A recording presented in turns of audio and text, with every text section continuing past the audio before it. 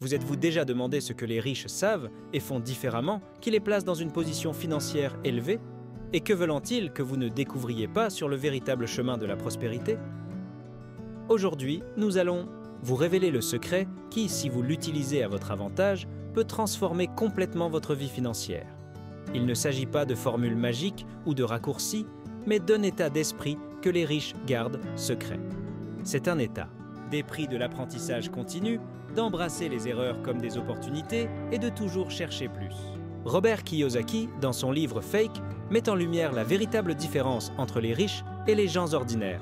Et vous êtes sur le point de découvrir ce que personne ne vous dit. Prêt à faire le premier pas vers le succès financier?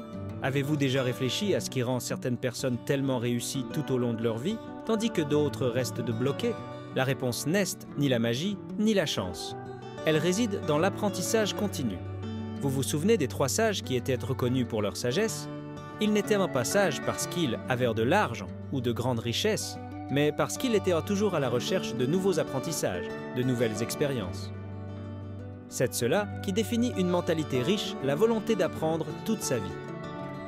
Ces sages sont la preuve que la véritable richesse vient de savoir combien vous pouvez encore évoluer, toujours.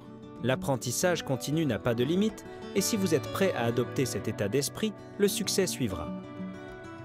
Tout au long de la vie, vous apprendrez autant de vos réussites que de vos erreurs. Parce que, oui, le véritable apprentissage vient des échecs et des défis. Il ne s'agit pas d'être parfait, mais de grandir à chaque erreur et d'utiliser cela comme carburant pour votre futur. Chaque pas que vous faites vers l'apprentissage est un investissement dans votre liberté financière.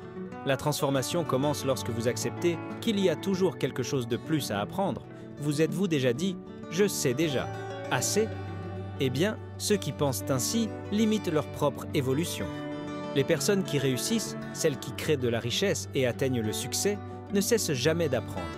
Elles recherchent des mentors, lisent des livres, regardent des vidéos et, surtout, pratiquent. Alors, si vous voulez changer votre vie financière et atteindre de nouveaux niveaux, comprenez que l'apprentissage continu n'est pas simplement une option, c'est une nécessité. Commencez maintenant et observez comment les portes de la prospérité s'ouvrent pour vous. Lorsqu'il s'agit d'apprendre à propos de l'argent et de la prospérité, il faut être attentif à qui vous considérez comme enseignant. La grande différence entre un véritable professeur et un faux professeur réside dans l'expérience que chacun apporte. Le véritable professeur ne se limite pas aux théories ou aux livres. Il partage l'apprentissage acquis grâce à des erreurs et des réussites avec des batailles vécues et surmontées. Il enseigne par l'exemple, montrant comment vous pouvez apprendre et grandir de manière pratique. Le faux professeur, en revanche, s'appuie uniquement sur des contenus théoriques, loin de la réalité de ceux qui sont sur le terrain de la vie financière. Le véritable apprentissage, celui qui génère des résultats réels, vient de la pratique.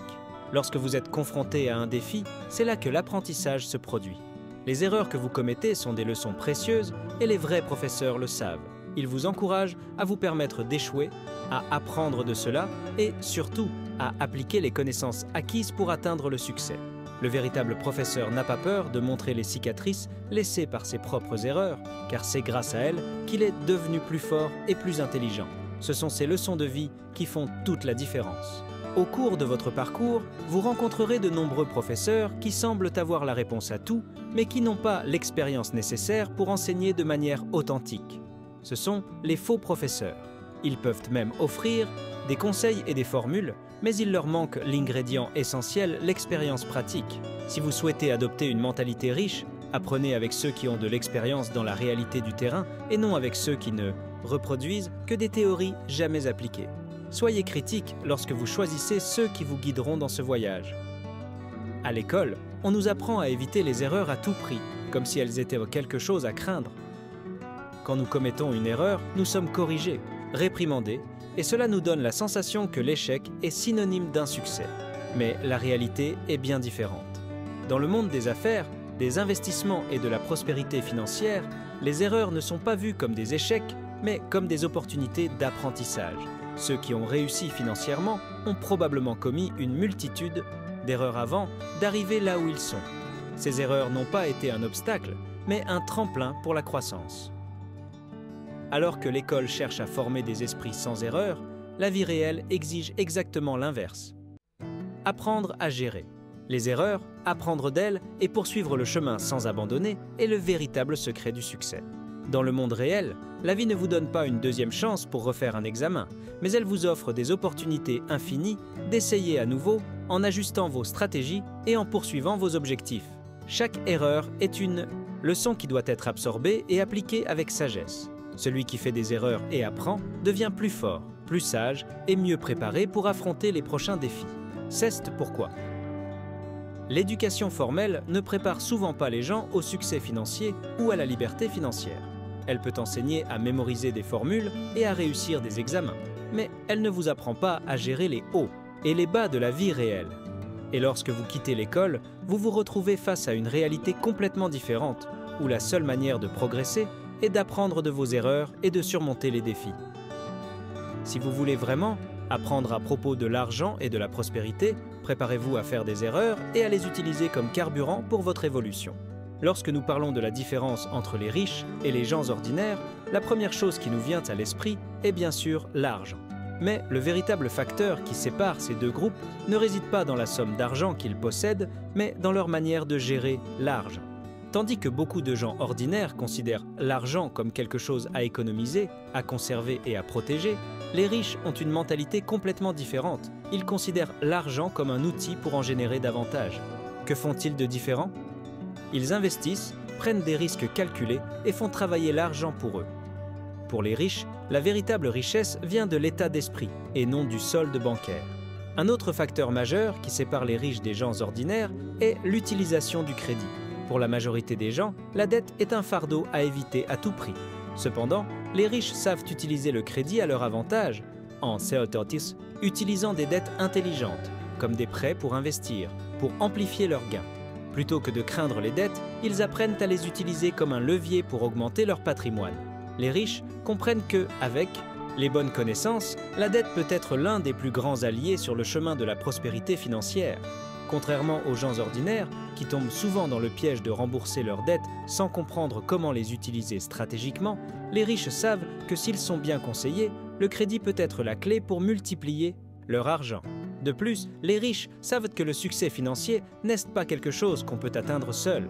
Ils s'entourent d'équipes spécialisées dans les finances, avocats, comptables, conseillers et même d'autres investisseurs. Ces professionnels aident à prendre des décisions plus éclairées et stratégiques, garantissant que l'argent est investi de manière appropriée. En revanche, la plupart des personnes ordinaires se fient aux conseils d'amis, de la famille ou même de conseillers financiers sans avoir réellement une vision claire de ce qu'il faut faire avec leur argent. La grande différence ici, c'est que, tandis que les gens ordinaires agissent seuls, les riches savent que pour réaliser de grands accomplissements financiers, ils ont besoin d'une bonne équipe à leur côté. Lorsqu'il est question de dette, beaucoup de personnes ordinaires ressentent un frisson. La société, en général, nous apprend dès le plus jeune âge que les dettes sont mauvaises, quelque chose qu'il faut éviter à tout prix. Cela peut être vrai pour la plupart des gens qui finissent par s'endetter de manière impulsive et incontrôlée. Mais dans le monde des riches, les dettes sont vues d'une manière complètement différente. Les riches n'ont pas peur d'emprunter. Au contraire, ils comprennent que les dettes, lorsqu'elles sont utilisées correctement, peuvent être un puissant levier pour augmenter leur patrimoine. C'est le cas de l'utilisation de prêts pour acquérir des actifs, comme des biens immobiliers ou des actions qui génèrent des rendements financiers à long terme. Les banques, de leur côté, jouent un rôle crucial dans ce processus. Pour les gens ordinaires, la banque est simplement un endroit où déposer de l'argent et où obtenir un prêt lorsque cela est nécessaire. Pour les riches, la banque est un partenaire stratégique. Ils savent comment exploiter les services bancaires, comme les lignes de crédit et les financements, pour financer leurs investissements et développer leurs affaires. Le secret réside dans la compréhension que la banque peut être bien plus qu'une simple intermédiaire financier, elle peut être une alliée dans la création de richesses. Lorsqu'on sait utiliser l'effet de levier de manière intelligente, avec l'aide des banques, le chemin vers la liberté financière devient beaucoup plus rapide. Il est important de souligner qu'alors que les gens ordinaires sont enseignés à éviter l'endettement et à vivre avec un budget restreint, les riches savent que le véritable problème ne réside pas dans les dettes, mais dans la façon dont elles sont gérées.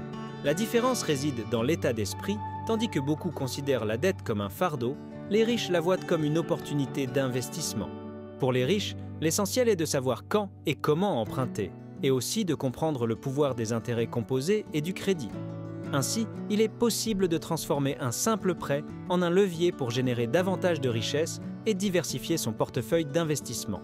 Lorsqu'on parle des impôts, la première chose qui nous vient à l'esprit est que ce sont des choses qu'on doit payer sans remettre en question, n'est-ce pas? La plupart des gens suivent cette pensée de manière automatique, croyant que les impôts sont justes et nécessaires pour le bien de la société.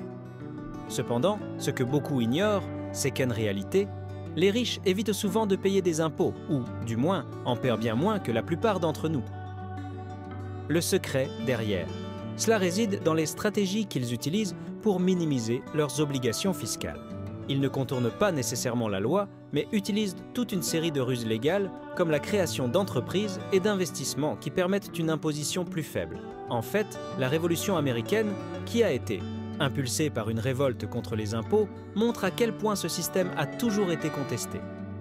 Lorsqu'un groupe restreint de personnes sent qu'il est trop lourdement taxé, la réaction tend à être extrême. Et, dans le cas des riches, cette révolte se transforme en une capacité à éviter ou à minimiser leurs impôts grâce à des stratégies financières intelligentes. Ces individus ont une connaissance approfondie du fonctionnement des lois fiscales et de la manière de se positionner stratégiquement à l'intérieur de celles-ci pour s'assurer de payer le minimum possible. Le grand secret est que les riches ne paient pas les impôts de la même manière que les gens ordinaires. Ils profitent des failles du système, créant ainsi un système d'imposition qui, dans de nombreux cas, favorise les grandes entreprises et les investissements. Tandis que vous, probablement, payez des impôts sur votre salaire et vos petites économies, les plus riches paient, la plupart du temps, sur les bénéfices générés par leurs entreprises qui sont calculés de manière totalement différente. Le système, bien qu'il paraisse juste, finit par favoriser les plus riches, et il était nécessaire de comprendre ces règles pour ne pas tomber dans le piège d'une imposition injuste. Dans un monde où beaucoup cherchent à cacher leurs échecs et erreurs, le concept d'apprendre de nos propres chutes est quelque chose que beaucoup ne saisissent pas encore. La vérité est que, contrairement à ce qu'on nous enseigne à l'école, où l'erreur est vue comme quelque chose de négatif, la vie réelle est une véritable école d'apprentissage à travers les échecs. Nous commettons tous des erreurs, et c'est précisément grâce à elles que nous évoluons, mûrissons et nous préparons mieux à affronter de nouveaux défis. Cependant, la société tend à marginaliser les erreurs, faisant en sorte que les gens se sentent honteux et parfois même coupables de se tromper. Mais, et si vous pensiez différemment? Et si vous voyez les erreurs comme des opportunités, comme une chance d'apprendre et de vous améliorer? C'est exactement ce que nous enseignent les grands maîtres du monde réel. La vie ne consiste pas à être parfait, mais à apprendre chaque jour de nos erreurs. Les plus riches, les personnes avec une mentalité prospère, comprennent cela et utilisent leurs erreurs comme carburant pour le succès. Ils savent que le chemin vers le succès financier est semé d'embûches et que, n'embrassant ces erreurs, ils peuvent arriver au sommet. Ils ne se flagellent pas pour avoir fait une erreur, mais en tirent des leçons et cherchent à s'améliorer à chaque étape. D'un point de vue spirituel, beaucoup croient que Dieu ou l'univers nous enseigne à travers nos échecs. L'erreur, par conséquent, n'est pas vue comme une punition, mais comme un outil d'apprentissage. Lorsque nous commettons une erreur, nous ne sommes pas jugés, mais guidés pour chercher la vérité et l'amélioration continue. Cette vision spirituelle de l'erreur transforme la manière dont nous abordons les échecs. Plutôt que de nous désespérer ou de nous sentir coupables, nous pouvons apprendre à voir l'erreur comme une étape dans notre parcours d'évolution. C'est cette mentalité de croissance, de voir l'erreur comme une leçon, qui nous permet de devenir de plus en plus forts et résilients, avançant vers nos objectifs avec confiance et sagesse. Lorsque nous parlons de résilience, nous pensons souvent à être forts et à supporter les défis sans céder. Mais la véritable résilience ne consiste pas seulement à supporter les difficultés, mais à apprendre d'elles et à les utiliser comme tremplin pour la croissance personnelle. Imaginez deux personnes face à un problème, l'une réagit de manière passive, acceptant la situation sans questionner, tandis que l'autre utilise la difficulté comme une opportunité pour se réinventer. Ce que nous voyons, c'est que les personnes véritablement résilientes ne se contentent pas de surmonter, elles évoluent à travers les difficultés. Elles comprennent que chaque défi a quelque chose à nous enseigner et que les obstacles ne sont pas des barrières, mais des étapes vers un nouveau niveau de conscience et de compétence. La métaphore entre les poules et les aigles illustre bien ce point. Les poules sont résilientes, mais elles ne grandissent pas. Elles survivent, mais restent au même endroit, sans apprendre des défis. Elles n'ont aucune ambition d'aller au-delà de leur zone de confort. En revanche, les aigles ont un comportement totalement différent. Ils affrontent le vent et la tempête la tête haute, sachant que ces défis les renforceront et les prépareront à de nouveaux horizons. L'aigle n'a pas peur de s'aventurer, même si le chemin est incertain. Il comprend que la croissance vient de l'adaptation aux défis, non de leur évitement. Cette différence entre poule et aigle est essentielle pour ceux qui souhaitent atteindre le succès financier et personnel. Si vous voulez une vie de prospérité et de liberté, vous devez développer une mentalité d'aigle. Il ne sert à rien de désirer le succès sans être prêt à affronter et à apprendre des difficultés. La vie vous mettra à l'épreuve, vous challengera, mais c'est cela qui vous transformera. Et au lieu de vous lamenter sur les erreurs ou échecs, pourquoi ne pas voir chacun d'eux comme une occasion de grandir? Comme les aigles, nous pouvons voler plus haut lorsque nous apprenons à affronter les vents forts avec courage et détermination. Vous êtes-vous déjà demandé, êtes-vous une aigle ou une poule? Cela peut sembler une question simple, mais elle porte un grand poids, surtout lorsque l'on pense à la manière dont nos décisions façonnent notre avenir. Les poules vivent de manière sécuritaire et confortable. Elles ne quittent jamais leur zone de confort et n'affrontent pas vraiment les vents de la vie. Elles ne sont pas prêtes à prendre des risques ou à apprendre des défis. En revanche, les aigles volent haut et accueillent les défis comme des occasions d'apprendre. Ils savent que pour grandir, ils doivent sortir de leur zone de confort et affronter ce qui vient, même si cela signifie traverser des tempêtes. Le grand secret de la mentalité de l'aigle est justement celui-ci, la volonté d'apprendre de chaque expérience, surtout des plus difficiles. Chaque erreur commise est une occasion d'acquérir un apprentissage précieux. Il ne s'agit pas d'éviter les erreurs, mais de les utiliser comme des outils pour perfectionner ce que vous savez et comment vous affrontez les obstacles. Êtes-vous prêt à prendre ces décisions? Êtes-vous prêt à prendre les risques nécessaires pour obtenir de grands résultats? La vie, tout comme l'argent, demande des décisions difficiles et des moments d'inconfort.